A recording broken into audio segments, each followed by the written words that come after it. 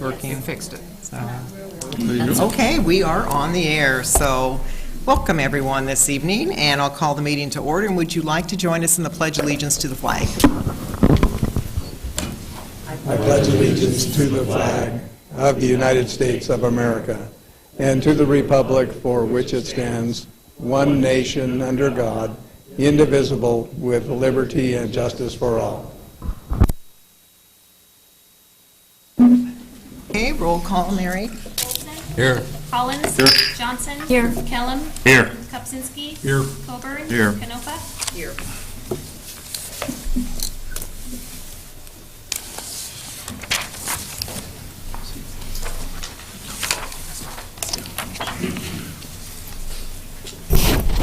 Okay, we have a very special presentation this evening, and so we have members of our Human Relations Commission, and we're missing one. Chris, come on forward. You're officially on the Human Relations Commission, a new appointee. So we have Kim Whitley and we have Nancy Greenman. They are going to start off the presentation. So this is the third year that the Human Relations Commission has recognized members of the Albany community who embody our mission, which is to promote harmonious relations among the Albany community. And this year, for the first time, we are recognizing both an individual and an organization who promoted harmony, diversity, and equality in Albany. And we're going to be recognizing people both with certificates of appreciation and also with awards. So we're going to start with certificates. Kim. Sure. Thank you, Nancy. So the first certificate goes to, this is for an organization, goes to FISH.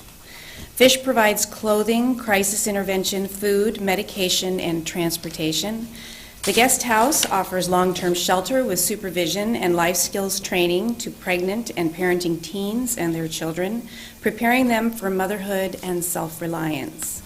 This certificate recognizes that there cannot be harmony and equality without meeting the basic needs of all of our citizens, and FISH's role in helping to make that happen. So this certificate is for FISH. Okay, and for Annette Hobbs?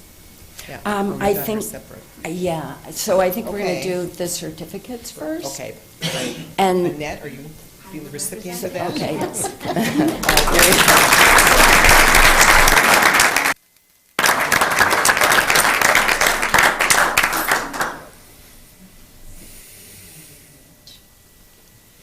So certificates for individuals. Gordon Kirby's nomination notes his many community contributions and focuses on his role in the community meal provided for everyone at the First Christian Church every Tuesday evening beginning at 4:30. In her nomination, Pastor Patty Evans writes that the meal, which provides food and community for hundreds of people in Albany every week, would have been an excellent but likely unfulfilled dream without Gordon's help. She writes, "Right now as I write, Gordon is in the church kitchen roasting turkey, mashing potatoes, and cutting carrots for tonight's Thanksgiving feast. We certainly count on him as one of our greatest blessings and believe he deserves this honor." Gordon?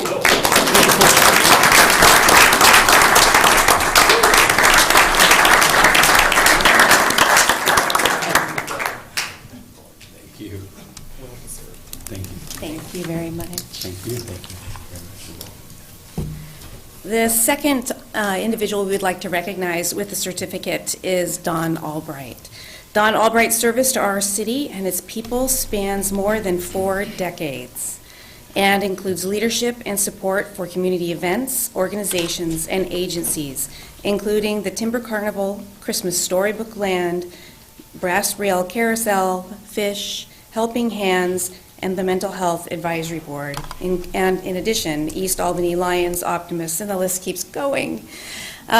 Most of all, and wherever he goes, Don brings a welcoming handshake and greets and greetings that reflect the mission of the Human Relations Commission. So thank you.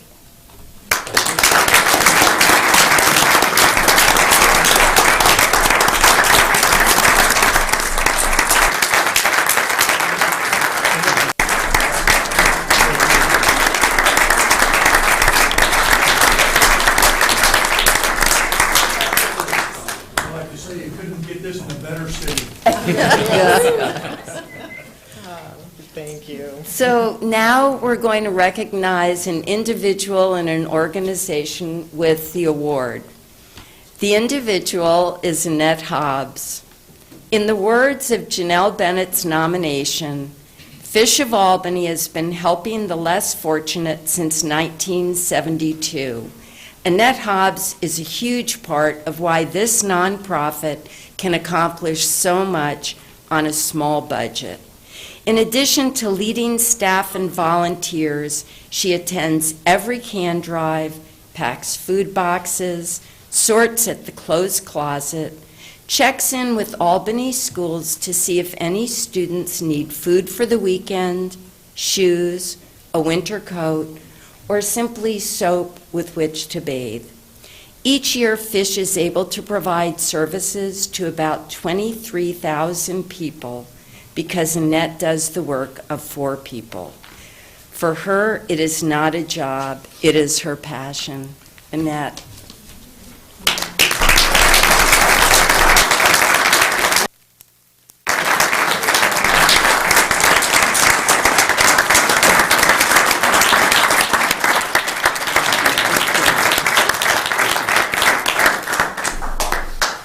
We would like to also recognize an organization with an award. A community needs both bread and roses to thrive, and Christmas Storybook Land gives us both. Providing thousands of pounds of food to make family holidays possible, and providing hundreds of hours of magic to feed our imaginations and our hearts. In 2012, the 36th year of operation, Christmas Storybook Land welcomed more than 30,000 visitors. In her nomination, Joyce Moriera tells us that this wouldn't have been possible without the support and generosity of the 30-member Board of Directors, 350 community volunteers, and dozens of community businesses. Together they brought out the best in us and in Albany. So, Christmas Storybook Land.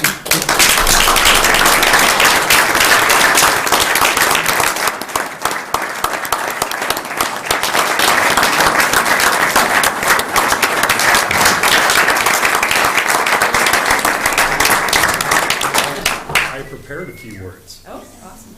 Come to the mic so we can. because I didn't want to leave anybody out. Oh, that's beautiful. That's emerald. Well, thank you all for coming, and thank you, Mayor, and Albany City Council, and members of the Human Relations Commission. Thank you, who have thoughtfully awarded Christmas Storybook Land as Charitable Nonprofit Organization of the Year. In 1976, Don Albright and his wife Wilma, Gary Dollinger and his wife Karen, Terry Hodek and Rona Hodek created 10 simple scenes displayed at the old Lynn County Fair barns for a few hundred of their friends and co-workers to come and see. Christmas Storybook Land 2013 offered over 90 sensational displays to amuse over 25,000 visitors.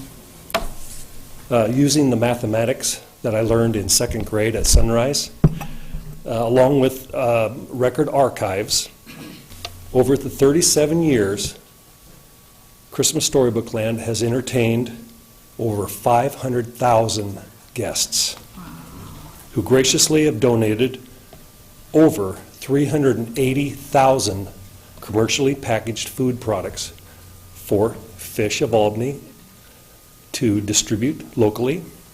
Thank you, Annette. Thanks to our perennial partners at the Lynn County Fair and Expo for providing the fabulous Cascade Pavilion to present our Albany, Oregon exclusive holiday tradition. Thanks to our 30-member board of directors who dedicated countless hours year-round for planning, creating, organizing, recruiting, fundraising, fabricating, maintaining, upgrading, designing, and promoting the world-famous Christmas Storybook Land. Board members, please stand and be recognized.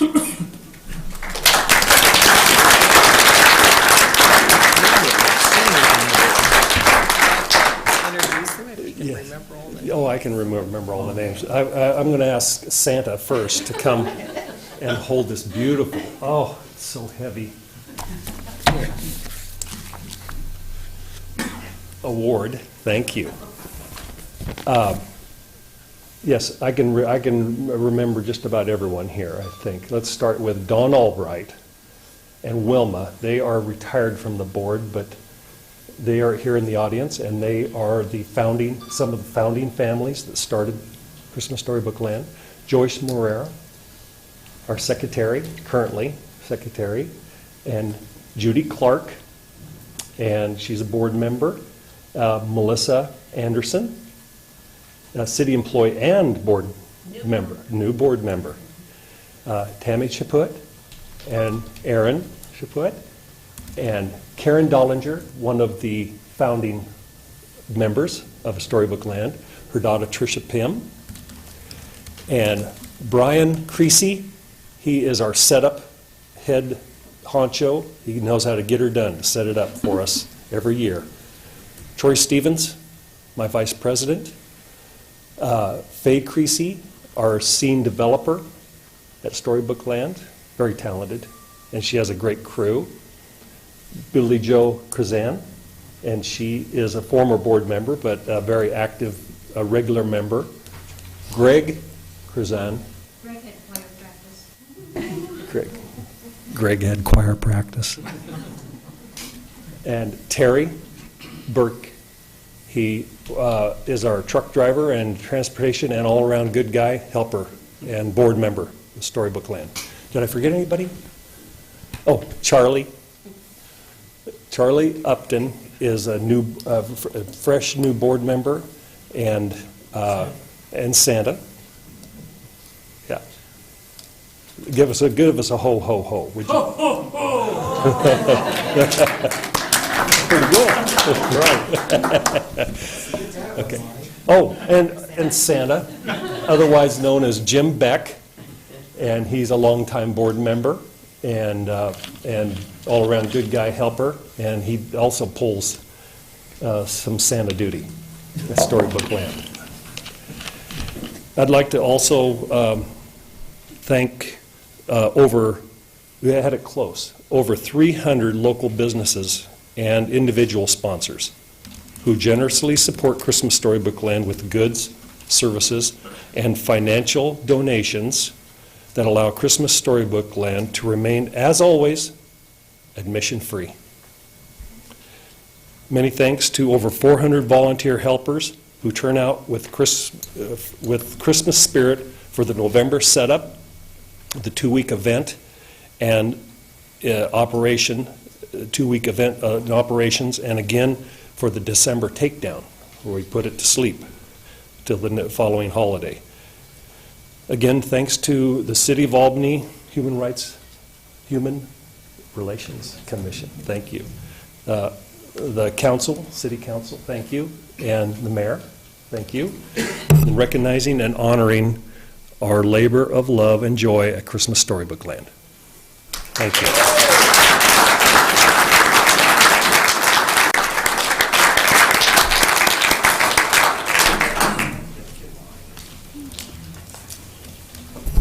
Thank you. And it is with, great pleasure to be able to, at the city, to be able to give this award to Christmas Storybook Land.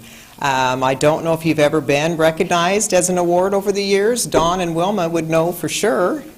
I don't remember if they didn't. I think it's well-deserved. I mean, to think of 36 years of bringing such joy and happiness to so many people's eyes. And, once a year they can be able to go through Christmas Storybook Land, even though it's kind of cold in there, but you kind of bundle up and you get kind of in that wintertime, atmosphere, and you see all the creativity and the love that was put into all of the art pieces and all of the setup and all the figurines that was created at Christmas Storybook Land. It's something that whether somebody hasn't even attended for 20 years, they will always remember it. It'll always stay with everybody, in their minds for many years. And just think of all the kids that you have brought joy to, and when they're adults and they bring their kids along also. It's something, a part of our community that shows for Albany how much we have a very caring and loving community. And it just, Christmas Storybook Land is just one piece that you're really bringing that community into with your organization and bringing it out to this event. And we greatly appreciate all the hard work, all the love that is put into, putting on this event. And may you have another joyful 36 years too and more. But thank you so much. Thank you so much for all the volunteers and hard work and what you bring for Albany and Albany citizens. So thank you. I invite you to stay for a little bit. Most people don't like to stay for our council meetings. You're welcome to. But I invite you to stay for the next presentation. We have kind of another little city honor from the Purple Heart order. So, so Charles, if you would like to come forward, and I'll go back on the dais.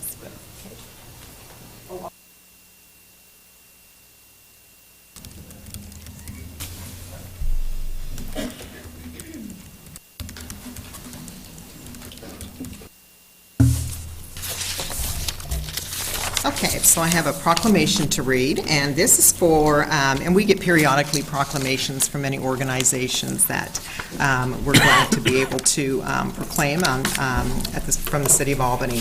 This is for a Purple Heart City, January 22nd, 2014.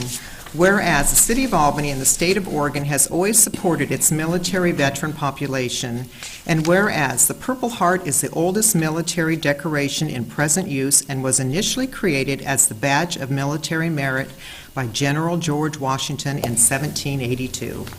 And whereas the Purple Heart was the first American Service Award or decoration made available to the common soldier and is specifically awarded to members of the United States Armed Forces who have been wounded or paid the ultimate sacrifice in combat with a declared enemy of the United States of America.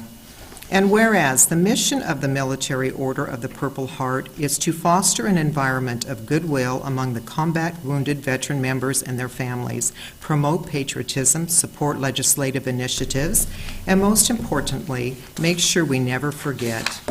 And whereas the Albany metropolitan area has a large, highly decorated veteran population, including many Purple Heart recipients, and whereas Albany appreciates the sacrifices our Purple Heart recipients made in defending our freedoms and believe it is important that we acknowledge them for their courage and show them the honor and support they have earned. Now therefore I, Sharon Canopa, Mayor of the City of Albany, Oregon, do hereby proclaim the City of Albany as a Purple Heart City, and encourage the citizens of the City of Albany to show their appreciation for the sacrifices of the Purple Heart recipients have made in defending our freedoms, to acknowledge their courage, and to show them the honor and support they have earned. In witness whereof, I hereunto place my hand and cause the seal of the City of Albany to be affixed this 22nd day of January 2014. Okay, so with that, if Mr. Charles, Commander Charles Upton can come forward. Thank you. And would you like to also introduce the other commanders with you? Thank you, Madam Mayor, City Council. I forgot to adjust the mic for you, just kind of bent. That should be good. Thank you. Okay. Thank you, Madam Mayor and City Council members. Mayor Canopa has stated in a proclamation, the Department of Military Order of the Purple Heart is proud to proclaim the City of Albany as the first Purple Heart City in Oregon. My name is Charles Upton, and I'm the Department Commander for the State of Oregon and Military Order of the Purple Heart. This is Robert Haltner. He's my adjutant. This is Karen Haltner. She's the Region 3 President for the Ladies Organization. And this is Charles Beauchamp. He's the commander of Chapter 305, the local chapter. And this is Frank Strader. He's my department chaplain and chapter chaplain. Jim? This is Jim Aslison. Jim at the Y. Jim at the Y. Yeah, I'm glad you said that. We have worked hard and planned hard for this event, so thank you. The Military Order of the Purple Heart is comprised of men and women who were wounded in combat and received the Purple Heart. The reason for this presentation tonight is to thank the City of Albany and its citizens for their outstanding support of the veteran. Our chapter in Medford will be presenting their city with their own proclamation this month and signs. We have 4 signs like this that we go on around the city to the entrance of the city, so that everyone that enters the city of Albany will know how proud the city of Albany is about their veterans. The first will be placed at the YMCA, coming in on 99. The second will be on the building of the Albany Guns, Coins, and Jewelry building, right next to the American Legion, on the other end of 99. And the third will be on the Power Honda on Highway 20 as it's coming in from Lebanon. We have one other sign which has not a home. So if you know of anybody that would like to put this sign on an entrance to the city of Albany, other than ones that I have stated, please see me or give me a call.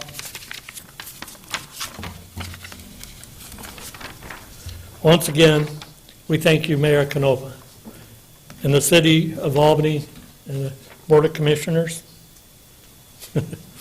for letting us honor our veterans in this manner. Thank you very much. Thank you so much.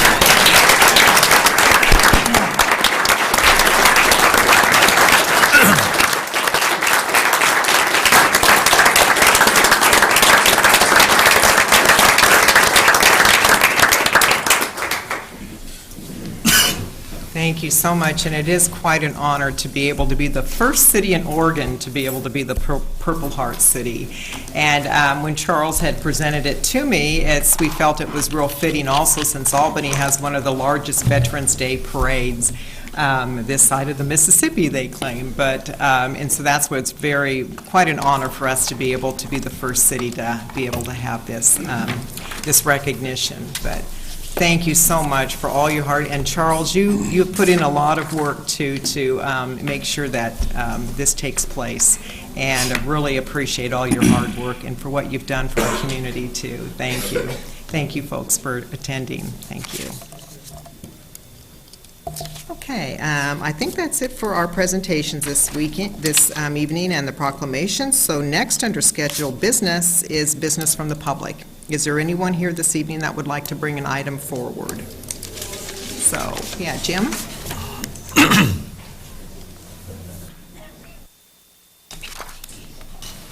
Bye, thank you. Thank you.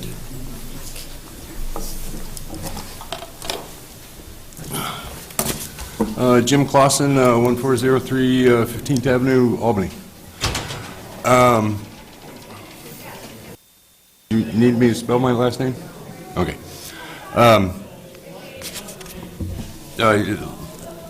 Not too long ago, the state of California got rid of TIF, and it's no longer available in California. It was banned there.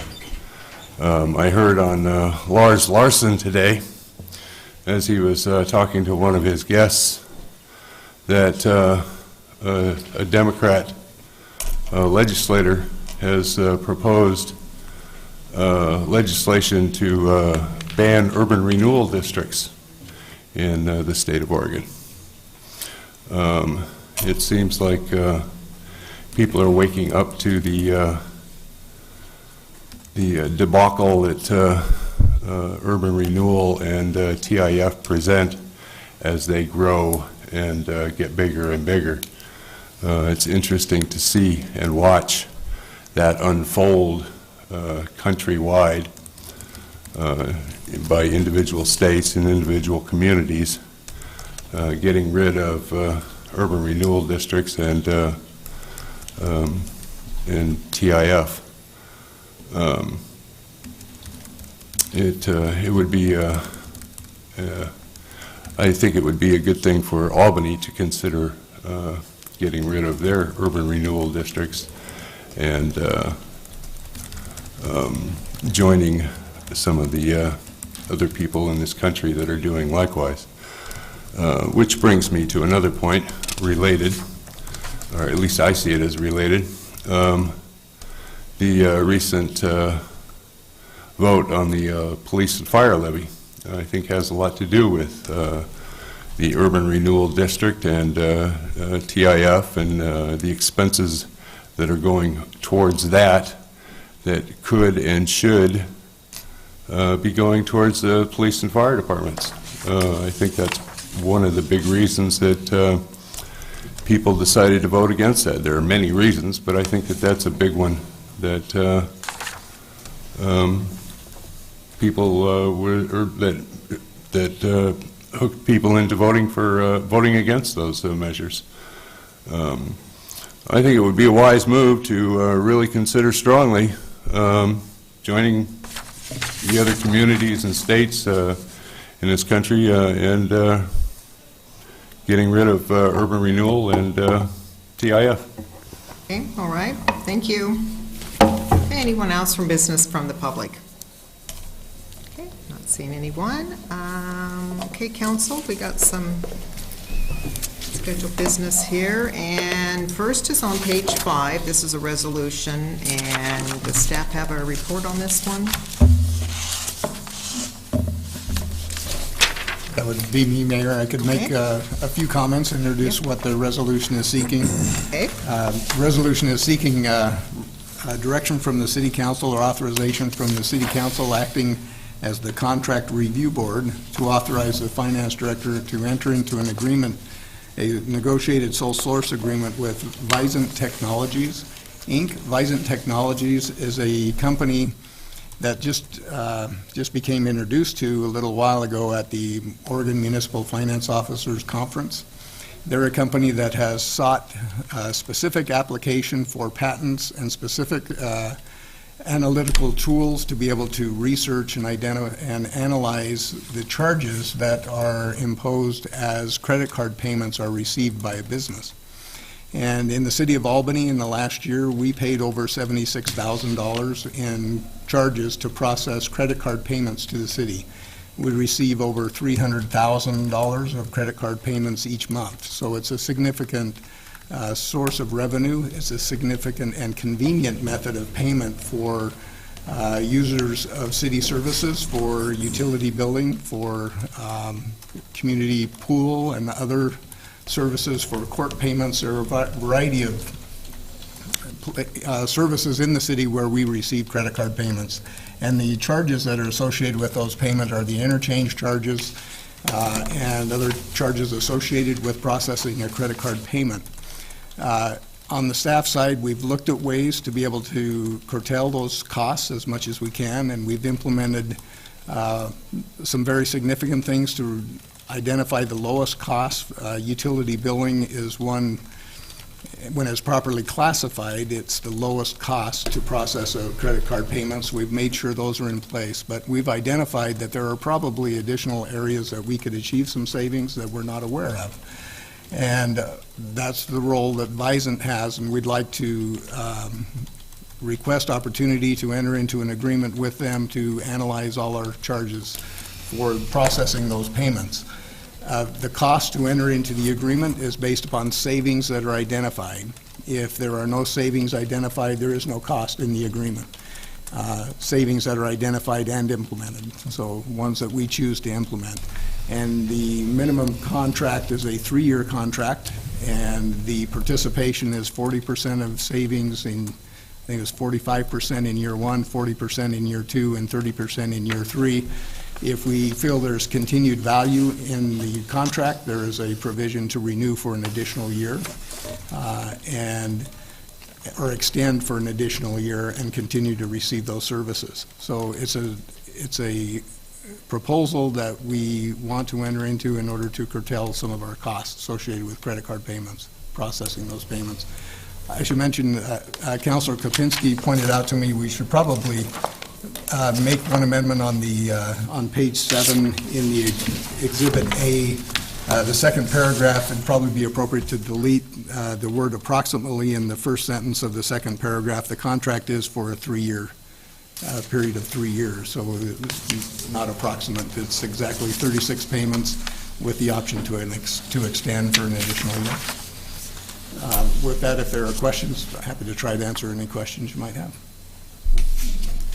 Ray and then Bill. Yeah, I noticed on page 5, it did say on the last whereas, it says specifically a 3-year agreement. In page 7, it says approximately. And right after the approximately on page 7, it says commencing, and it's just a bunch of X's, so I presume that would be an actual date that this is actually agreed to and signed. That's correct. Yeah. Okay, Bill. Stuart, on page 4, they've listed, or somebody has 14 companies, agencies, et cetera, that have worked with Physant in the past. Did they give you some level of expectancy of what some potential savings could be based on some of these other customers? They describe it does vary. They're a little bit reluctant to share that information, so I contacted some of the agencies directly. The ones that the one that I'm most familiar with is actually the Oregon Municipal Finance Officers Association itself, entered into a contract with Physant. It's a very small organization, but there were savings of $9,000 a year identified with that contract. Ours will be much larger than that. They describe several different types of contracts. My estimate with just on the thumbnail of what they were describing and how our volume would stack up with others would be probably in the order of $10,000 probably in a year that we might experience in savings.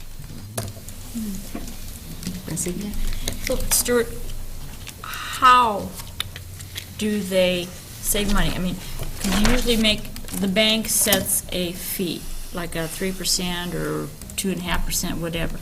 So what do they do that is different? I mean, what do they do? Well, what makes it complex and where they have found a niche is that, as you described, there are definite components of charges for credit cards. There are interchange fees, assessment fees, and bank fees. And there are different classifications within those fees, in those different ones. Some are passed on directly. The area they have greatest latitude is in the negotiated fee, which is a fee with the bank. And I think that's where they find most of the savings opportunities.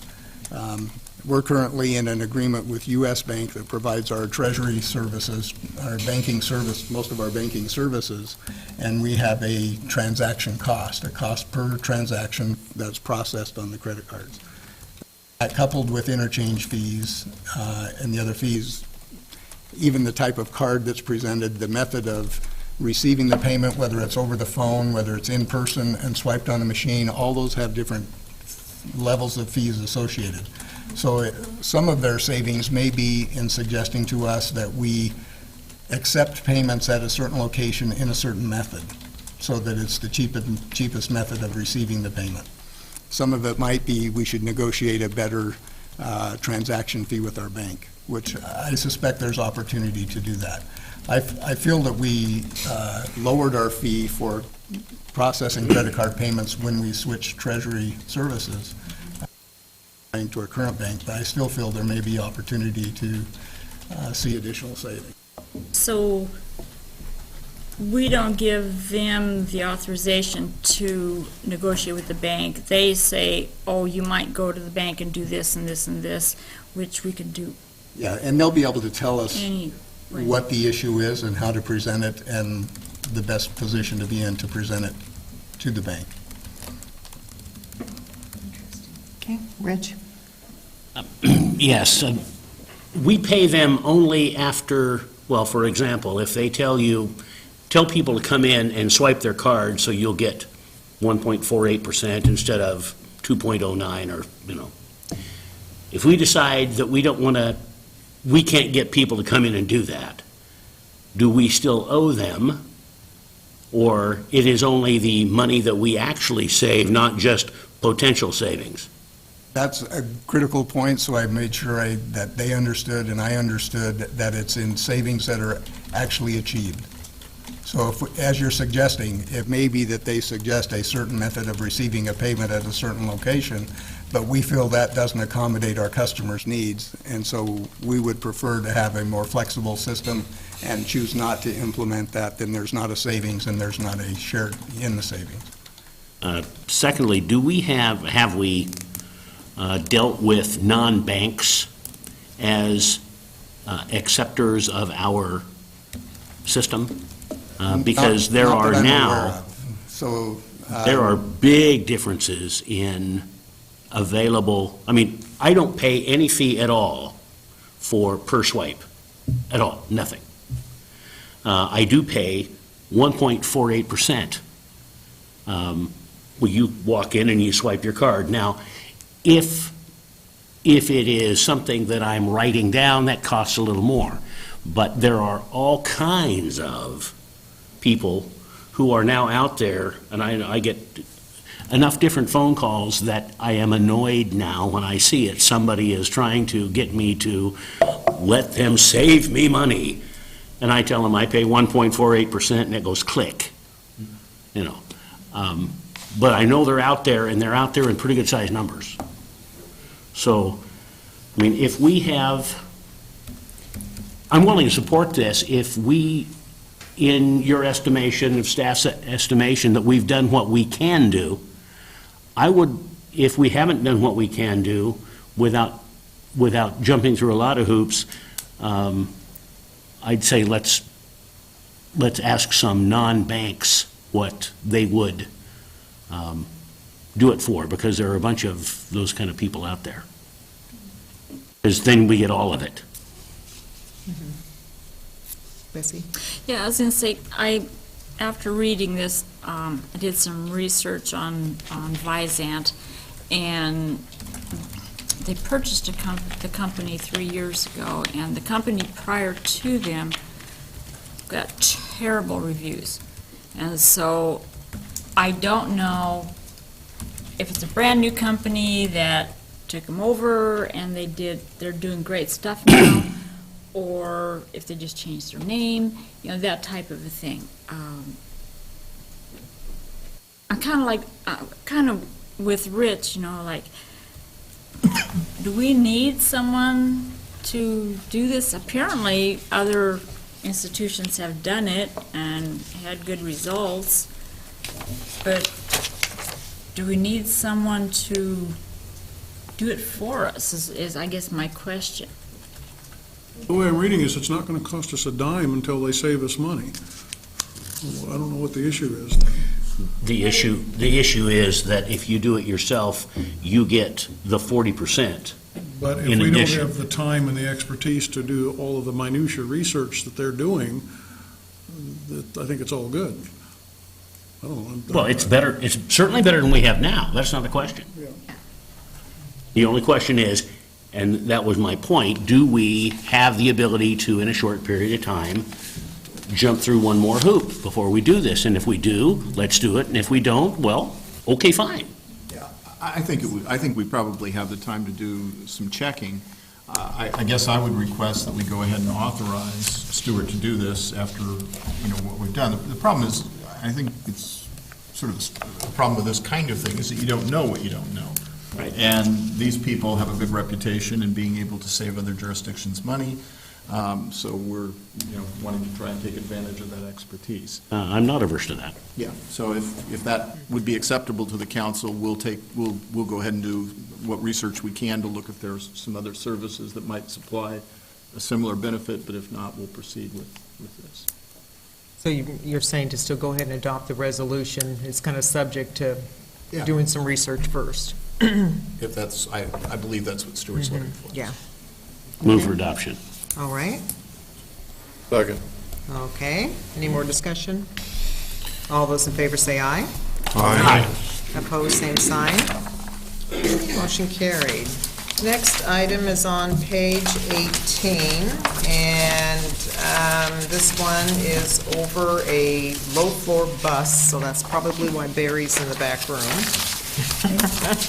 So staff is recommending that council adopt the resolution that's on page 18 and 19 of your packet, acting as the contract review board, authorizing the city to purchase this bus from the Stark Area Regional Transit Authority and exempting the process from competitive bidding. It will be purchasing a 32-passenger bus, and with that, we will be able to dispose of our 2 backup buses. Our bus, this is for the Albany Transit System. As you recall, about a month and a half, maybe 2 months ago, we came forward with a similar request for a loop bus. And the reason we didn't bring both buses to you at once, which we actually wanted to do, we had been told that there were no more buses available through that purchase contract. And either the day of or the day after that council meeting, about a month and a half ago, we received a call and said, oh, we actually have a bus that you can purchase through that process. So rather than getting both buses through that one process, we had to come to you 2 different times. So if you have specific questions about the buses, Barry can answer those. Rich, then Ray? First, we're not really accepting this from competitive bidding, it's just us doing the competitive bidding. Correct. The competitive bidding has already been done by other people. That is correct. Okay. Just a little clarification. Second thing, I notice we have leased tires on this bus. And I guess I'm wondering, I have never yet seen the lease, that if you have money in your pocket to buy something, that you don't pay more for a lease over time. When I looked at the specifications on the bus, I mean, it said leased tires, and so is there some other reason than just cash flow? Barry?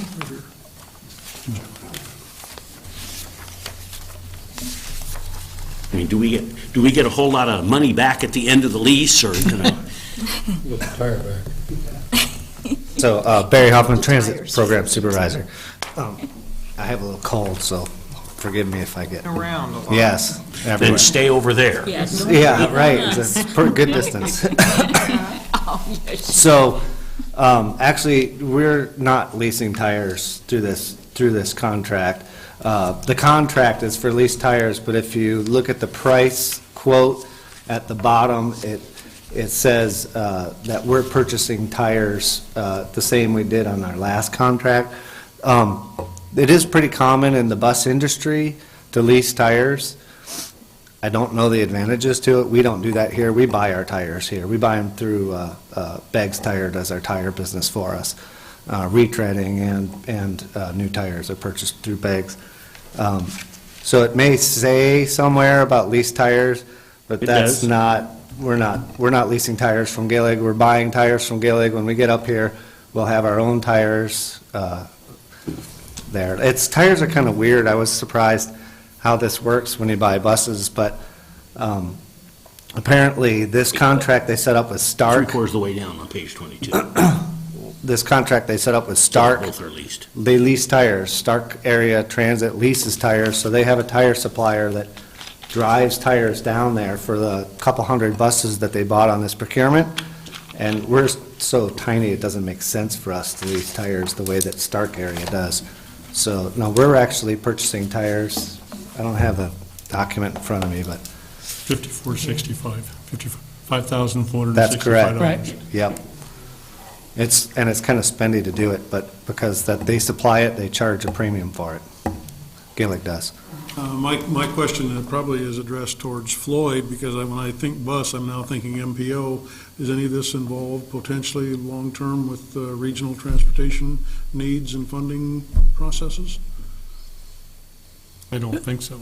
Well, Not directly. No, we get some additional transit funding because of the MPO. This bus is for Albany Transit, not for the Loop, which has shared funding of the partners of Corvallis, MPO, Albany MPO, OSU, and LBCC, as well as other grant funding. Okay, this is a separate entity, okay. Correct. Any other questions? Bessie? Mark or Gary, you said something about we can dispose of the bus or whatever, and my question is apparently the bus is still running, and I'm just wondering, do we sell them? I'm just wondering if, like, a smaller community could purchase it and refurbish it, for a lot less than buying one, and I just wondered what we did with the old bus.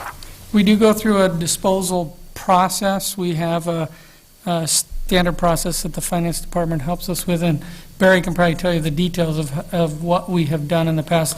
Generally, as you see, we have 2 backup buses. That's because they're in such poor shape that our first backup bus isn't reliable enough to dispose of our second backup bus. I don't know, Barry, if you want to talk about it. so generally, when we dispose of property, we go through Oregon State University, has a disposal process that we go through. But before we do that, we go internally and ask anybody internally inside our organization if they're interested in the bus. Like Parks? Parks would probably would be the only one I would really think might want it, but years past, I heard someone wanted one possibly to park and have as an emergency shelter, but I'd be surprised if anybody wants either of these vehicles, and so they'll get surplused at Oregon State University, and they'll go to auction essentially. We'll get proceeds back from that, which will go back in our equipment replacement fund, help us finance the next bus we get down the line. So the surplus is usually anybody who wants to maybe refurbish a bus, that type of thing, but it could go to a smaller city if that's where if they go to the A surplus. smaller sale. city or a nonprofit, or, Nonprofit, somebody might be in the market church might be in the market to buy an old bus and redo it. Or to put a new motor in it and stuff like that, yeah, Yep. because I hate to see it just, junked, so, all right, thank you. Okay, all right. Any idea what those buses go for? Pretty cheap. 500 bucks? 1,500, 2,000, Oh, okay. yeah. I'm not thinking of going canteen, but just curious. Depreciation is we're pretty hard on our buses. When we're done with them, they're Pretty wore used. out. Yeah. I think a word of caution, I think the city of Bend acquired somebody else's used buses out of California. Out of Utah, and if I remember the newspaper articles, they ended up paying dearly for buying used buses. Yeah. Yeah. It's a major scandal. Yeah. Yeah. Wow. That's too bad. Okay, all So right. if I may make one correction in our budget information, we stated that it was included in the 2013-14 budget. It was not. We do have the funds in reserve, and the actual payment won't come out of the 13-14 budget year. It will be in the upcoming budget, you will see. So it's coming out of our reserves that we've saved up and identified for this purchase, so just It'll be in the clarification. 14-15 budget then. Correct. Yeah, okay, or 13, 14. 14-15. Yeah. Wow. Okay. Council, what would you like to do? Resolutions on page 18. Move adoption. Second. Okay, any more discussion? All those in favor say aye. Aye. Opposed, same sign. Okay. Thanks, Cal. Motion carried. Thank you, Barry. And next is adoption of the consent calendar, and we only have one item on there this evening. I'll make a motion for adoption of the consent calendar. Second. Okay, all those in favor say aye. Aye. Opposed, same sign. All right. Next is Police Department. So we have approval of a purchase, and this is for 4 new police communications workstations on page 25. So we've got captain and a chief coming up. Oh, Tag team. brought out the big guns. Literally. Good evening. Jeff Heinrich, Captain at the Albany Police Department. What you have in front of you is a request for approval to purchase new workstations for our dispatch center. You've probably read it. I don't necessarily want to read it all to you or go over it all again, but it's for 4 workstations. They're pretty involved. It's much more significant than your average workstation. They're 24/7 workstations that have a lot of bells and whistles, as you've seen from the memo. And I'm happy to answer any questions that you might have on that request. Questions? Yeah, Brad and Floyd? Hypothetically, let's say 2 to 3 years down the road, we get a new police station. Do we have to destroy these, throw them away, and start all over again, or are these going to be usable in 2 or 3 years? We will be able to reuse those depending on the new building design and what we need at the time. But the furniture is modular, and so we'll be able to make use of it likely. We may need a couple new pieces or a couple new parts for it to make it fit into a new building, but it should be usable in the near future. Bessie? Yeah, I was going to say, after looking at what you're going to do and reading as to what it's going to do, the raising and lowering, stuff like that, I really commend you, Chief, Captain, for thinking of your employees and the ergonomics of it. I visit there around Christmas every year, and I see what they're working in. And it's been bad since I started coming out there. And so I think, for one thing, it's about time. And question about, you actually are going to take out a wall for a small office. What is next door? I can't remember. Was that just a little meeting room? No, the workspace right next to dispatch that we're going to expand into was an office. So we created a replacement office space for that employee. Okay. And so that space is now empty, and it adds about 8 feet in length to the entire width of the dispatch center. So it's about a 33% increase in that workspace, which is much needed if you've been over there. Oh, yeah, totally. And, like you said, in the report, 24/7, I don't know how many employees there are, but you don't have your desk that you sit at, you share. And so this may even help on some health issues, because if you're not sitting at the right desk or at the right height, it can cause a lot of problems. So I am totally in favor of this, totally. Asked and answered. Oh, okay. Bill? Jeff, how long will it take to retrofit, to install, rip out the old, put in the new? Well, we're about 8 to 12 weeks for them to build this once we place the order.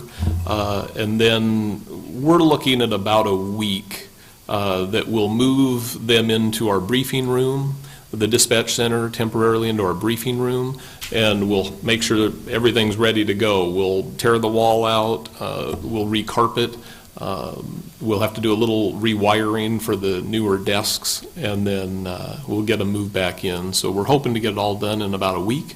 And they will be displaced into another room, but actually the temporary room is bigger than where they're at, so it'll actually be a good move for a week. Now, so that's a week to prep the room, and then another time frame to put these consoles in, or is that included? We're hopeful we can get it done in 1 week for everything. Well, it's very needed, and actually this probably still isn't there for the overall need, to have a really good functional, adequate, dispatch center. At least it's going to give them a little bit more space, but I still feel for the department because I know it's just absolutely cramped, and this will help a little bit, but it's kind of like a Band-Aid. It's not good long-term also. But, yeah, I commend the folks for working in those cramped conditions. I wouldn't want to myself. So I think even our call center here over by the mall, actually, all those employees have more workspace than what our police department has in their department, so, yeah. Okay, council, what would you like to do? Any more questions? I would move that we approve the purchase of 4 new police communications workstations totaling $64,759 to complete minor remodeling to expand the center. Second. Okay, any more questions, discussion? All those in favor say aye. Aye. Opposed, same sign. Okay, motion carried. All right, thank you. Okay, next is on page 31, and this is the intergovernmental agreement for the Albany MPO. Yeah, and this, staff is just asking council to authorize the city manager to enter this intergovernmental agreement with the MPO and ODOT. The MPO has already signed the agreement, and essentially, it just says that everyone involved, ODOT, the MPO, and the city of Albany will play nice, participate. If you look at page 36 and 37 of your, I'm sorry, 34 and 35 of your packet, you'll see ODOT obligations, AMPO obligations, and city obligations, and they're all the same. We're all just agreeing that we're going to participate in our transportation planning process in a constructive way. Any questions? All right, what would the council like to do with this item? Is there a resolution? Move approval. Second? All right, any more discussion, or any discussion? All those in favor, say aye. Aye. Opposed, same sign. Okay, yeah, we're keeping you busy tonight, Mark. So, next, on page 55, this is the Hospital Facility Authority that rarely meets. But we have to have this committee, and so the committee is to be comprised of Budget Committee members. So I think Sue Folden's her term is expiring, so we need to reappoint her to the committee that never meets. The committee that never meets. So moved. I don't know if we ever asked her, but yeah, I would second. I know. All right, any discussion? All those in favor say aye. Aye. Opposed, same sign. Motion carried. Okay, next, Marilyn. Looks like you've been kind of busy on code enforcement. Yeah, a lot of it is more of the same. Some of the cases have been around for a long time, other ones are, we just have to keep chipping away at them, making repeat visits and encouraging people to get with the program. We are continuing to struggle with vacant foreclosed properties all over town. Disinterested lenders who don't realize that when the fence falls down or the blackberries get out of hand, they go into the neighbor's property, and that upsets the neighbors, and, you know, they're who knows where, on the subcontinent and elsewhere, and they are unmoved by our plight, but we continue to pick away at them. We are hoping to see some movement here fairly soon on the house that has no address at Pitt Street and Knox Butte Road. It's really a rather tragic structure, and it needs to go away. The people who bought it sight unseen. They had no idea that it was, they thought it was something other than what it is, and we've convinced them now that it's got to go. So we're hoping to get them here soon to talk about redevelopment and clean the ground. That is, everything else is fairly self-explanatory. We've got some larger cases moving ahead in the third quarter. Yeah, on that house that is with no address, is that even potentially a candidate for a training exercise for the fire department? I haven't asked the fire chief about that, but I would bet he would say no. It's a two-story house, and a good portion of the second story is already falling into the first story. There are great holes in the floor, in the ceiling. There are no windows, doors. The garage door is hanging by a screw. It would I'm not sure. I don't think it would be safe, but I'm not a firefighter, so I'm not certain. Any other questions? Marilyn? The other thing that we're working on is planning for the big pickup for May, Saturday, May 17th, in case you are looking for something to do for a few hours. We're on the one on Short Ridge, Mhm. is that still the same one that we've been dealing with for? Yes, it is. Okay. Mhm. All right, I wondered. Yeah, there's been significant movement on that one in the last couple of months. The property owner came into some money, has done some cleanup, and is moving a manufactured home on the property once he gets rid of a big dead tree. And we're helping him do that. Okay. Okay, anything else? All right, good job. Thank you. Thank you. Okay, next is the Main Street rehabilitation. I think there's even a couple, neighboring Interested property parties. owners here. So, Mark? Yeah, what we're seeking here is council approval of 2 license to occupy public right-of-way. The municipal code allows council to grant encroachments into the public right-of-way for private use through this license to occupy process. And through the Main Street project, we have 2 properties. One is 102 Main Street, which is Legacy Ballet. And in that case, allowing encroachment into the right-of-way and the reconfiguration of Main Street between First and Second helps traffic flow and safety. We're able to separate the cars and the pedestrian movements there. Without the reconfiguration and this license to occupy, cars would be backing over the sidewalk. So that's the one at 102 Main Street. And at 217 Main, that is for Security Alarm Corporation. As part of the roundabout project, they're losing, I think, 2 spots of what were on-street parking places. But because of the approach angles to the roundabout, we can grant back some use of right-of-way for what would appear to be on-site parking. And so we're asking council to approve these 2 uses of public right-of-way to address those issues created by the project. Nolan Nelson is here. He's the project designer. He can go into details if you have specific questions. And I see the owner from Legacy Ballet and somebody else. Question. Yeah, Rich? I just, are the folks with the ballet company, are you happy with this outcome? Yes, I mean, basically, with the Main Street project, Heather, I think we'll have to have a tape. Sorry. You need to be able to get the mic pick you up, so. Yeah. I just got done teaching classes. It's a long walk up here. Yeah. So, Heather Hill from Legacy Ballet.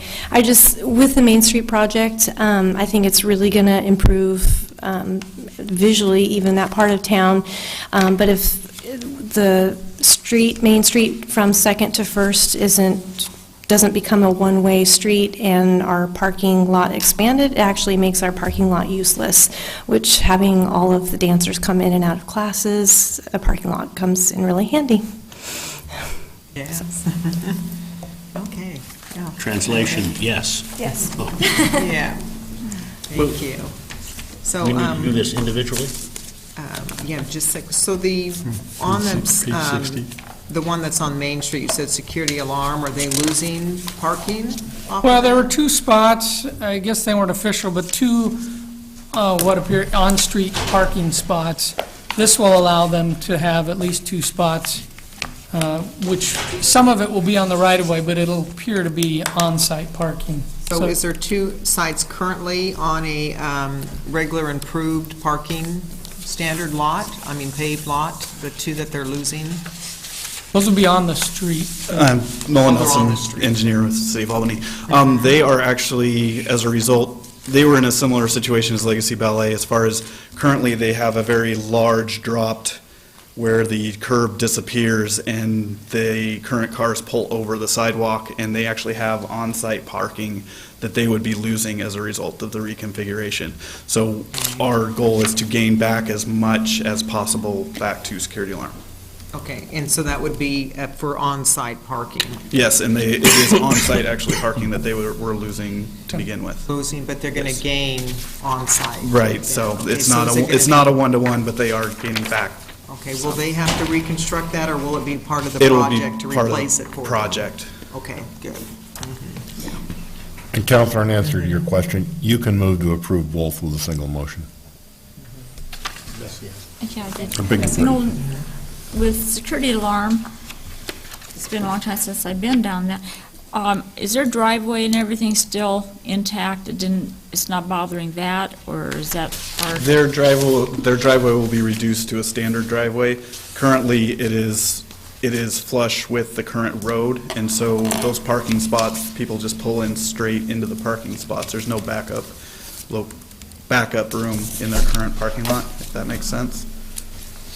So the driveway would become just a regular driveway? Yes, it'll become a regular commercial-sized driveway rather than being the entire length of their property like it is currently. As long as they have that, then it's okay. All right, thank you. Other questions? All right, thank you, Nolan. Move to approve both. Okay. Second. All right, motion's been made and a second to approve both, and any more discussion? All those in favor say aye. Aye. Opposed, same sign. Okay, motion Maybe carried. just a follow-up question on Maine. Uh-huh. Mark, could you update us on the bidding schedule for Maine?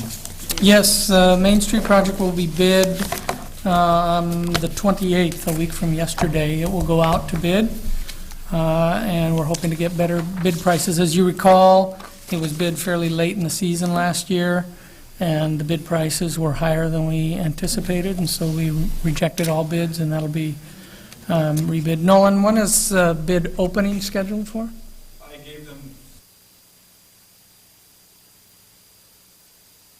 Of February? So it'll be either the end of February or beginning of March where an award recommendation likely will come back to you. Great, looking forward to the project, so, yeah, it'll be nice. Okay, next is business from the council, and Rich, do you have anything this evening? Actually, I have two. One from, we spoke about an accident that happened on Columbus and Sandy Am a month or two ago, and there is a recommendation from staff that I would like to bring forward to investigate what the cost would be to put a light at that location, and staff recommends that it be a light at several locations, so that A pedestrian light you're talking about? a street light. Oh, just an overhead street? An overhead Okay. street light. I don't know if you're Yeah. talking traffic light. So it was Columbus. Columbus and Sandy Am. And Sandy Am, where the street light, there is a street light near the intersection, I think within 70 feet, but it's on the south side of the street, and it's a really wide street, and so you kind of get a bright and shadow effect where this pedestrian was hit. And we had Ron Irish take a look at this location, and what he actually looked at the whole corridor, and I think there's another 2 or 3 intersections that have the same situation. And so if council would like, if you want to give us direction, we can approach PP&L, ask them how much it would cost to put a light at each of those intersections on the north side, and then bring that back to you, and then you can take action whether you want to move forward with that. Yeah. Would this be something that would be moving up the food chain in the CIP or in the new budget, or is emergency? No, this would be, so in setting a new pole and light, PP&L would do that.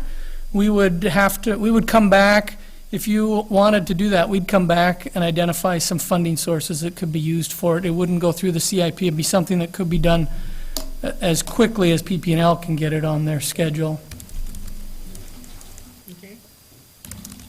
Council okay with that? Yep, yeah, go for it. All right, okay. What, another Second item, I sent out an email, and I thought it was to everybody, and it was just unfortunately 5 of us ended up getting it.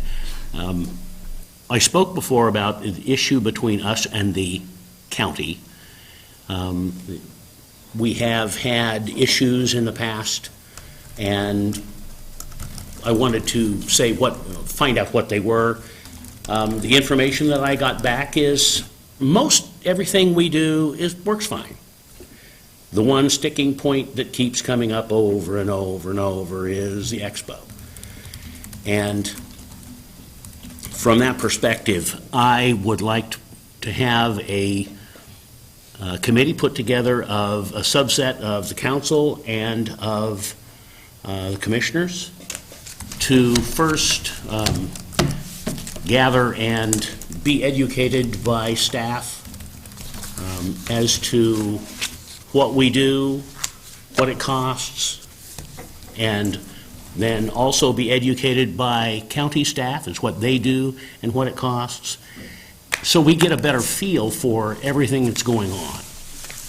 After that happens and we digest that some, then at some point we would then make recommendations if that was reasonable, to come back to council and to the commissioners, to see if we could, align the things that we agree on and maybe do something about the problems that we then perceive after we have been educated about what the situation is. So I would like to have a council authorization that this come from council, and then I would go to the commissioners Tuesday and ask that it come from them, so it's official. Well, I think probably what's best to do is have both bodies, our council with their commissioners, because if you pull together the commissioners, you can only get one. 2 of them makes it as the public meeting. Right. They can't take any action without the 2. So it's best to we always have our joint meetings, with the commissioners. So maybe we just convene a meeting, and that would be the sole topic, is to kind of educate both bodies on actually what we do, or they can update us on the expo and thoughts. So it might be best to do it as a joint meeting. I don't think it'd happen in one meeting. Yeah, that's what I'm afraid of. Well, and it could The be amount of 2. information, Yeah, the things that 2 I or don't 3. know about it, and when you talked about, you could have Stuart enlighten me about stuff, and, that's great, but I think it would, if you have 9 people being educated about something that is as complex as this is, it's going to take more than one meeting. And that would be fine. It's best to kind of get everybody up to speed, but other words, if you're wanting to have mostly what the commissioners all know, about the programs, they need to, it doesn't do a lot of good to have 1 or 2, and then the other ones, not 1 or 2, are not going to really know what was all communicated out of these sub-meetings. It's kind of like just forming a task force to gather that information, to present it back to all of us, to then decide if we want to discuss it more or not. Yeah, because you're right, because of the complexities of that, having Right. too many to make it the ethics issue, you can't have everybody together. Mhm. There's no way to do it, and you can't get You can have the everyone council together, and both the commissioners bodies. all, together, twice a month for 3 months to do that, I don't think, so. Yeah, you can have, it just depends. It depends on how much, it might only be able to be done in one meeting. It's just hard to say. It could take 2 or 3, or, there could also be, as you convene the 2 groups, and then the group might decide that there needs to be more research on this, and then form a subcommittee from there to come forward, with some recommendations. Are we contemplating this is a problem that we need to solve? No? And a couple of good I don't know how good they are, a couple of adages come to mind. One is, why not let sleeping dogs lie? And the other is, why open a can of worms? So, unless there's a real problem, I kind of wonder why we're Well, I don't know. looking for something I've to heard delve into. probably 15 times about this commissioner or that counselor or this, that, and the other thing, and if it is a bone of contention, you either let it sit there and let it fester, or you fix it. I would think if they see a major problem, they ought to come up with a definition of it and present it to us. Do we have no responsibility? I think the problem's on the county side. Sure, we have a responsibility, but I think if they have a problem, they ought to define it and come to us with it. Okay, can anybody on this dais say that they know what the county does at the expo? Kind of. Yeah.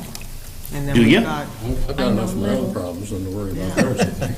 And My who's on point the there expo? being, if you don't have all the information, you can't make a sound judgment on it.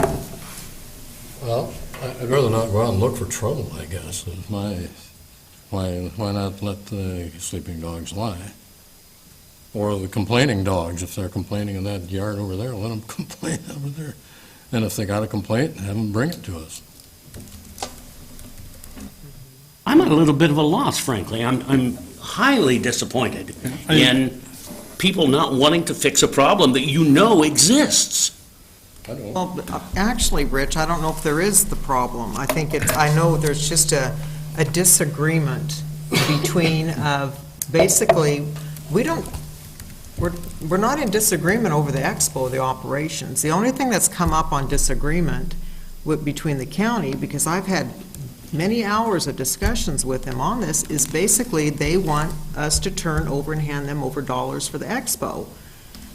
Last year was the county put in their budget $100,000 from the city of Albany for capital improvements for the expo without asking us first about it. That was done and adopted, and then they came and told us about it. So staff and I, we met with, with Commissioner Tucker then to find out, what's this about? And we said, okay, if you want $100,000, then where's your capital improvement program for the expo? Where's the dollars, where's this $100,000 going? They didn't have a capital improvement program. We have to have capital improvement programs for every, department that we have for every project. And they didn't have it, so we said, okay, fine, get a capital improvement program, show us. What would the $100,000 be going for? And they never came back to us over that capital improvement program. So there's sort of a disagreement. Really, a lot of it is just dollars. They feel that the city should be funding the expo. The expo does a darn good job of balancing their budget with very little subsidy of tax dollars to support that. It's usually around $100,000 to support the expo out of subsidized from the general fund, which is darn cheap if you think about, we spend probably, $500,000 just on pools, within the city. We spend way more than that on senior center. That's a huge asset out there, and it's ran very well for as little amount of subsidy that it does take of tax dollars. It's self-supporting, for that program that they have. So, Floyd? Yeah, I'm going to weigh in a little bit on Rich's side. I think the problem I have heard is, because of the requesting for money for capital improvements, is that over the years, they've not had the money as a replacement function, and I've forgotten how old the expo is now, but they've not had a program. Granted, it's not been defined, but I look at the Expo Center as a community asset, both to the city and the county. The Expo Center, because of the activity, helps the city generate revenue through our hotel motel tax. I really don't care what the past agreements were for the last 20 years. We've settled one when we settled Knox Butte. We constructed the building. The land was donated. There were funds donated. That is now a community asset for Lynn County, for the city of Albany, and the whole Central Valley, as far as I'm concerned. To let that building in that area continue to go into some form of disrepair, and I don't know what that is, for lack of a capital improvement program, is a disservice to all of us. If we can assist in working through to develop a capital improvement program so we can reinvest in that thing. It's like the golden goose for tourism income. If that goes downhill, we're all going to lose.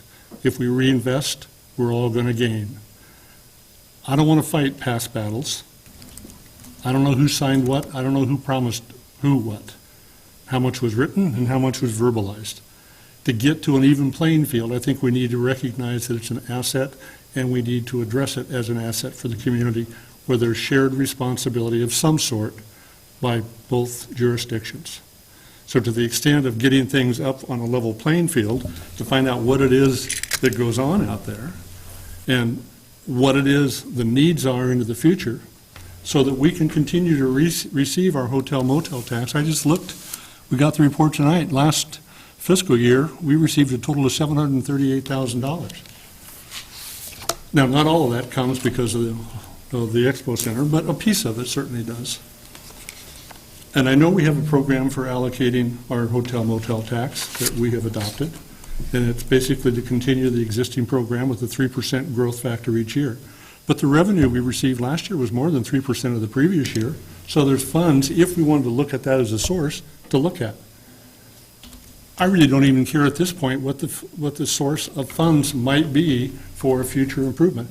If it helps fix the golden goose that helps everybody, then we need to look to find the revenue. And so I would support Councilor Kellum's approach to form some working group, whether it's Ralph and Wes and one commissioner and one councilor, I don't care. But I think we need to come back and take a look at it, because I think fair is fair and we need to be looking to the future.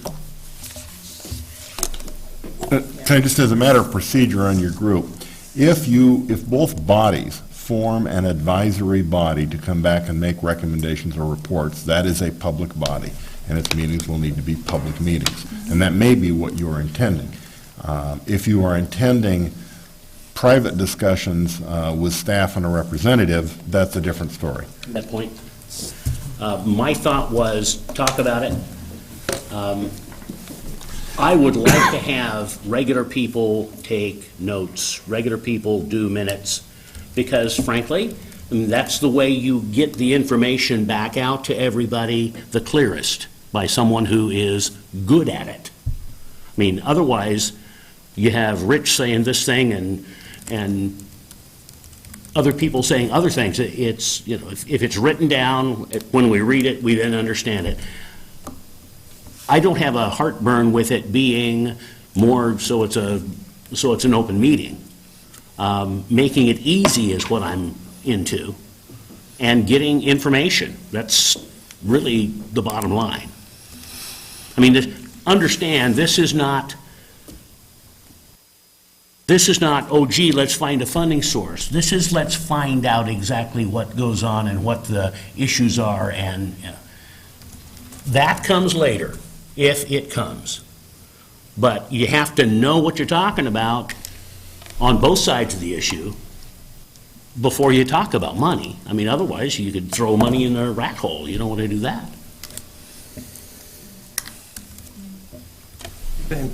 Yeah. Okay. Bessie. Floyd, you said it very well.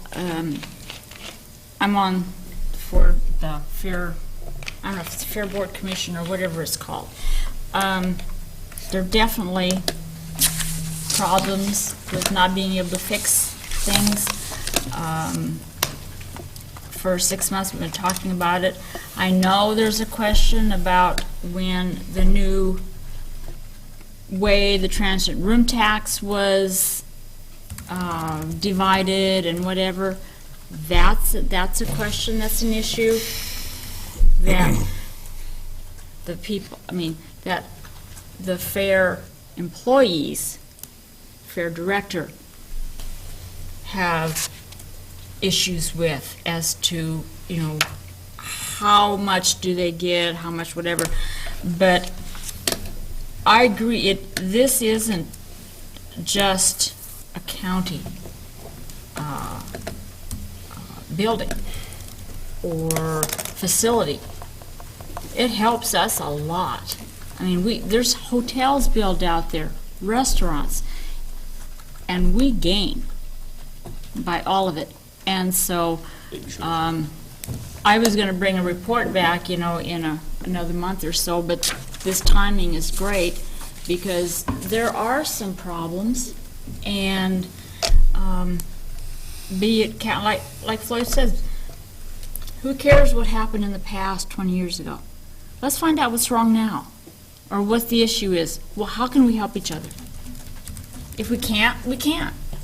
But I don't think there's never a reason not to talk.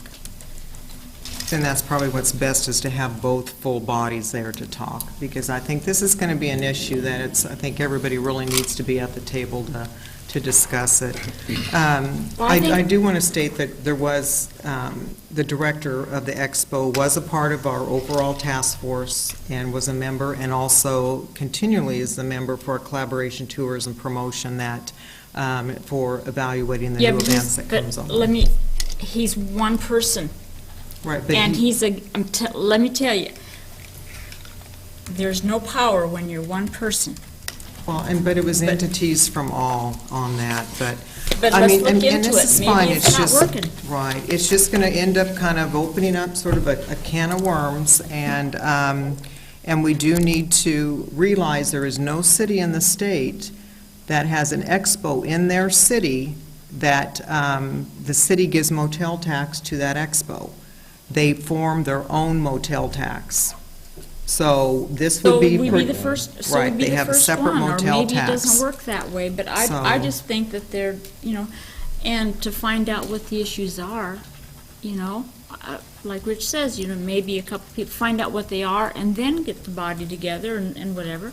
But I don't think just because nobody's done it or it's always been done this way, doesn't need to be.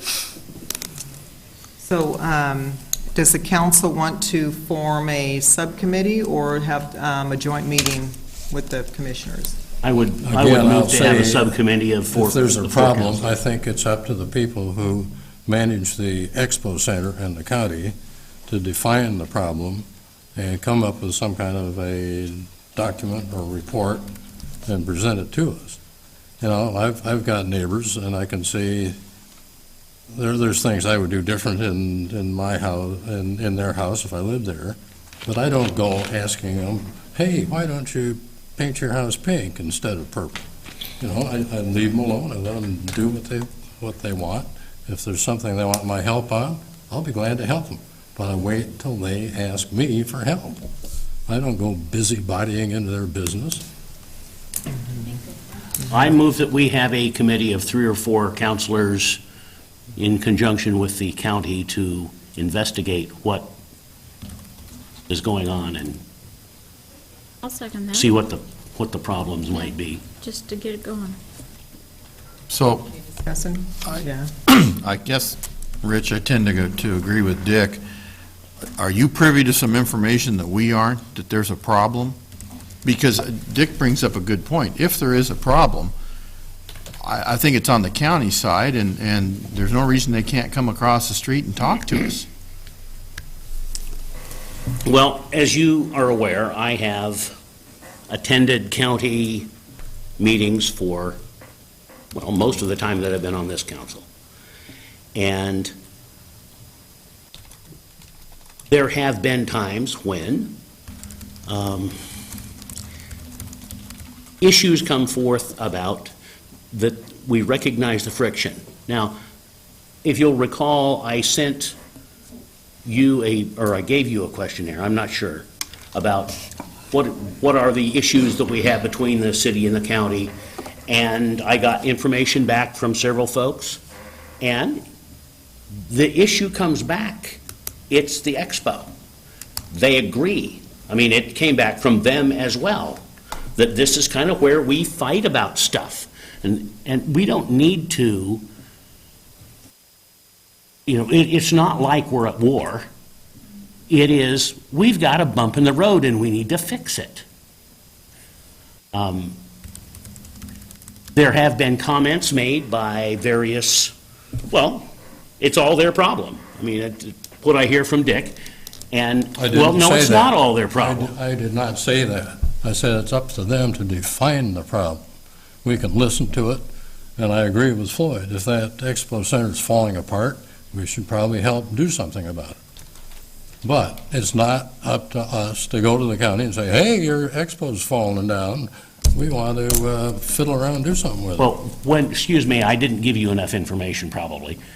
When I sent the email out, I sent it to who I thought was all the council. And as it turns out, it was sent back from you, because I guess the one I have from you is Proaxis. Yeah. And it bounced. There's something on the computer I can't Yeah. get fixed. It won't take certain stuff. I did send it also to the commissioners, and the commissioners said that they would participate. Now, they didn't all say that, but, I mean, there is willingness to participate. We discussed it very informally. I think it's up to our city management to project that to the county, not us individual council people. And, I mean, what... Perhaps the mayor, but not us individual council people. And maybe what they need to do is formally, if they want to bring up the issue, is come to we could schedule it on a work session, and one of the commissioners can come and define the problem to us and bring it up as a work session, and then we can find direction from there. Well, we're talking past each other, I guess. We are. There's a motion on the floor. I call the question. Okay. There was a second. So all those, and this would be to have 3 or 4 counselors meet with the county to form a committee. All those in favor say aye. Aye. Opposed, same sign. I'm opposed. No. Okay.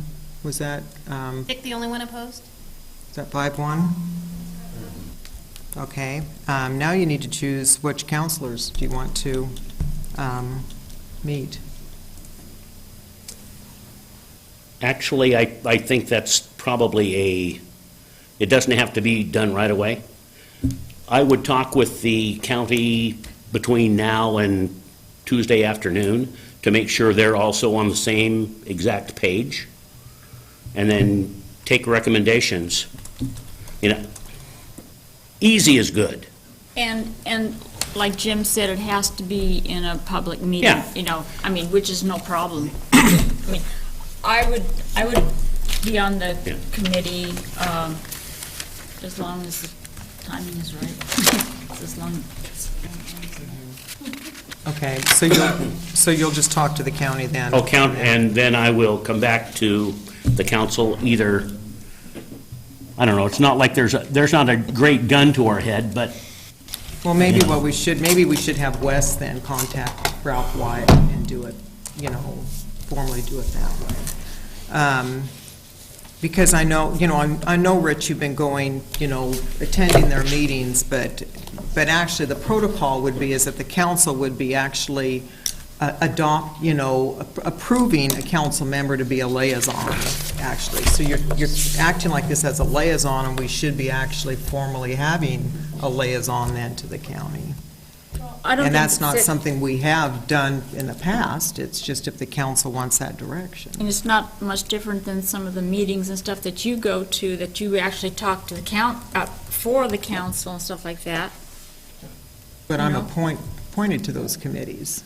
Just like WCJC, you and me were there today, we're appointed to those committees. Right, but this isn't a liaison. Well, I do not have a problem with Wes talking to the county.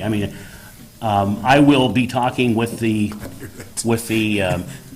commissioners anyway. It's not like, it's not any secret. Maybe just as a recommendation, what I can do is sit down, talk with Ralph, figure out how we might, have some sort of a joint committee that could look into this in a practical way, and come back to you with a recommendation on what that committee would look like. And may I suggest that the motion said 3 or 4 members. May I suggest you limit yourself to 3? If you have 4 members, under the charter, you're going to be having special meetings of the council. You're going to have provisions where the mayor is to preside at the meetings. You're going to create confusion with the charter about what this body is. And so if you had 3, it is I'm clearly- amenable. Me too. Okay. Well, that's one of the things that we can discuss in terms of what it would look like is, avoiding legal pitfalls. So Okay. we will do that. All right, is that it, Rich? That's it. Okay, Ray? Just a quick question for Wes. Any possible update on the status of Lowe's, where they're at? No, thank you. So we're done. No new news. The last we had heard from them, they had some concerns about building it in this year, but they, as Jim participated in that discussion, and they have a contract where they are obligated to complete the store by the end of this calendar year. If they don't, there are provisions for liquidated damages, and so we've heard no proposal or no indication that they're going to do anything different at this point. Okay, all right, is that it, Ray? Okay, Floyd?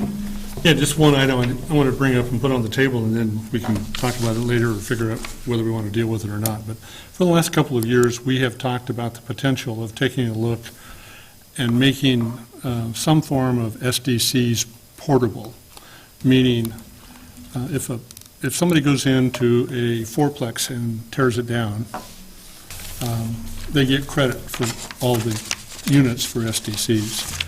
And let's assume that they put a duplex back in place of the fourplex. They get to use half of those credits. The other half vaporizes. Effectively, the city captures those. Well, back in the old methodology, when the SDCs were set, we had a capacity at the time they were established.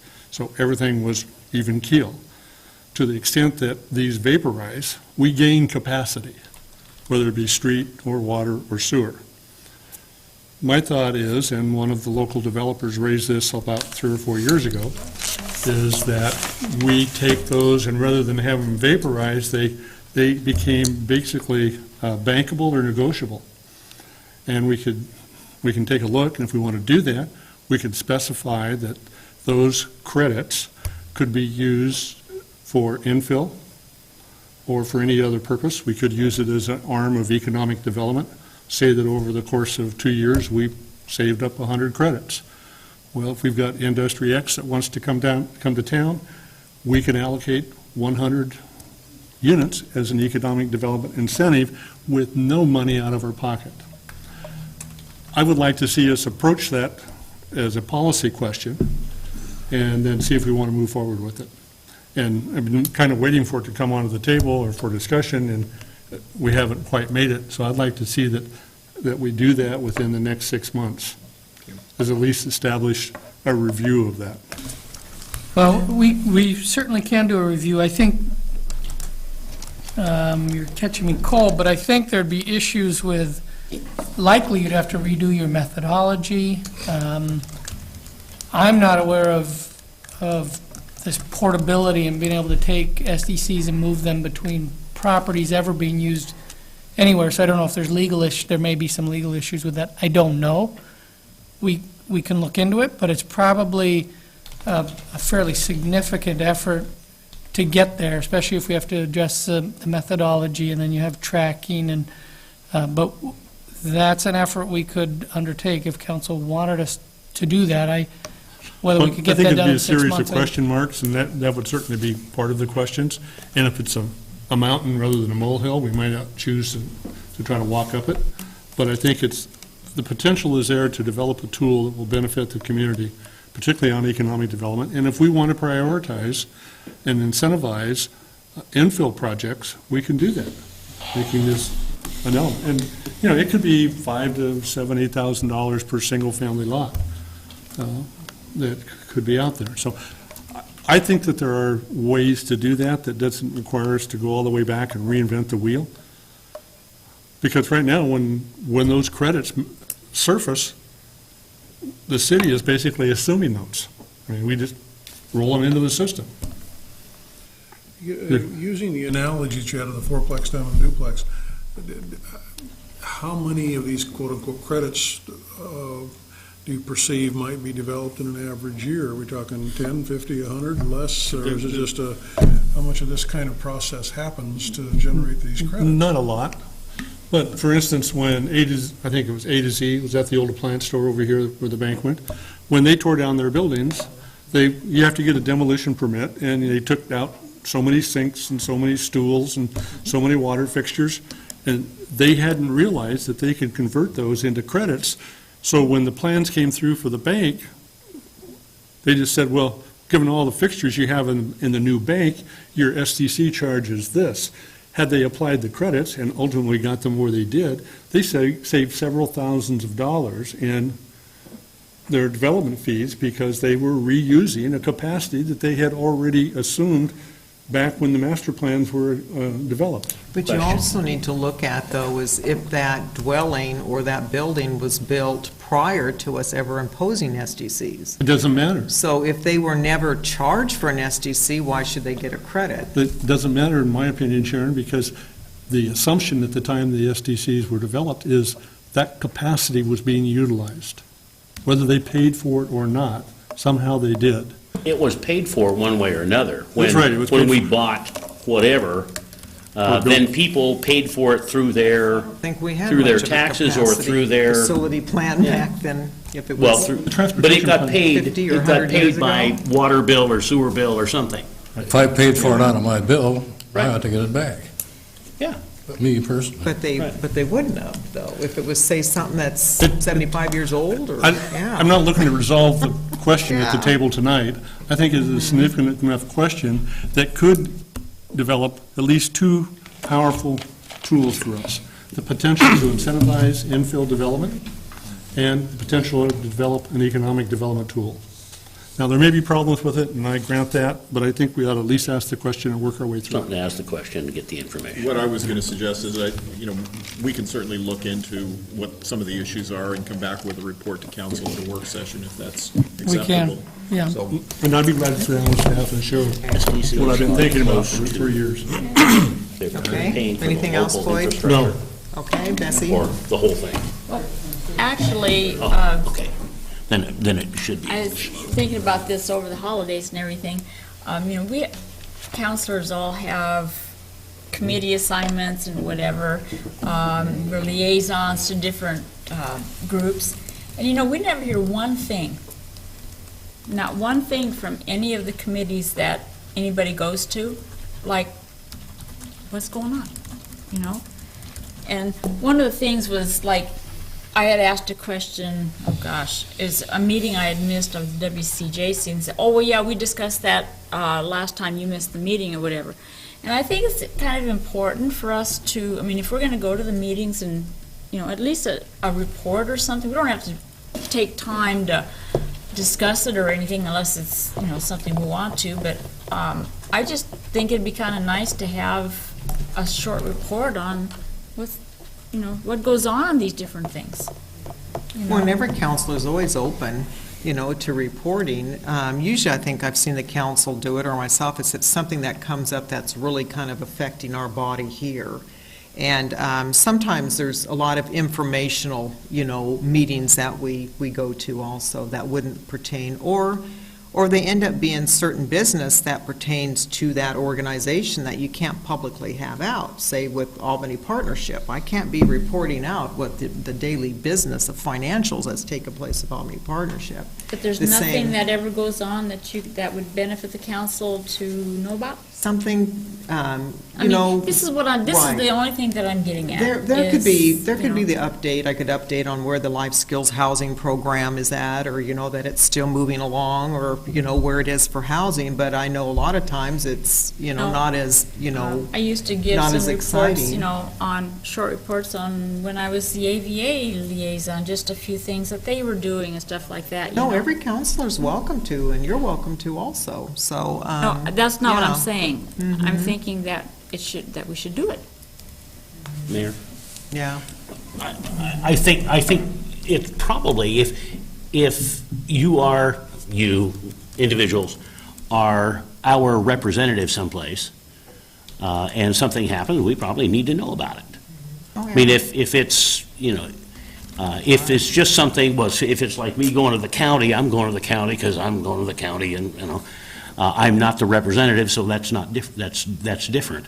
If I were the representative, then I would be, okay, well, this happened, that happened, the other thing happened, and okay, fine, if there are questions, it happens, and if there aren't, there wouldn't be. But I agree with Bessie that where where we are a representative of the council, it's we probably ought to hit the high spots. Well, it's kind of like Amadec, a lot of Yeah. stuff is confidential, we can't, we can't But publicly they're state public it, so. meetings, aren't they? No, no, so they're private, so. Well, so some of there's- it, I there's certain- imagine, Like can Albany be. Partnership's Yeah. private, with, Council of Governments, I'm in executive committee meetings and their finance committee meetings, that stuff can't be, out publicly on a lot of that stuff. But then also, a lot of everybody's involved in organizations that do have minutes, so if there's something we can review the minutes, or maybe we should print off minutes and, email them out to counselors, but. One thing that some cities do, other cities where I've worked, in fact, is that you actually put reports on the agenda, and if a specific council member wants to make a brief report on some activity that they're involved with as a liaison, they can do that. We can certainly. Well, and that's kind of been like from business from the council, because many counselors have brought it out. That's, yeah, I can remember Ralph would do that with the acts, for example. Yeah. So, Yeah. but, Put it on as liaison reports, what the heck? If it works, it works. If it doesn't, it doesn't. Okay, anything else, Bessie? Nope, that should do Okay, it. Bill? Not tonight, thank you. Okay, Dick? No. Okay. No, let's see, Marilyn, I have a question here on the work session that's down. Did you say that's a school district day? No. Oh, it's not? That's been postponed Okay, so we're having a work session, on February 10th. because I went ahead and scheduled to speak at an event for drug court at that time, because you told me it was going to be evening. That's right. That we were going to be right. meeting, so I think that's, Just gonna have to or miss can we it. make it maybe a little later at 5 o'clock? It should be done maybe that day, or see what's on, if there's very many items for that day. We could be done at 5 o'clock. It depends. We Well, have no, I two. have, this starts Oh, this- at 3:15. Make the work session Or start 4:15. later. Yeah, No, that but we starts at have we have a 4:15. council president on. Yeah, but it'd be nice to be there, depends on what items. Well, one of the items on the agenda is the annual discussion of the strategic plan, so it would be good to have everyone there. Okay, so, okay, yep, sorry, I went ahead and. And I forgot about that, too. Yeah, because I had contacted you if we did have Yeah. one, and I had it down at 7, so. Okay, Wes, anything? I just want to recognize one of our employees for 15 years of extraordinary service to the city of Albany. Marilyn recently celebrated her 15th anniversary with the city. And, 15 years. Congratulations. Wonderful job, irreplaceable. Thank you. Okay, You yep. said that for me. Yeah, anything else? No. Okay, all right, any staff, Stuart, or anyone? Mark? Just for those who are interested in black and orange, 65 to 53. Which way? For the Beavers, of course. Well, Next work session, February 10th, It's- regular session, the 12th. you and with that, never we're know.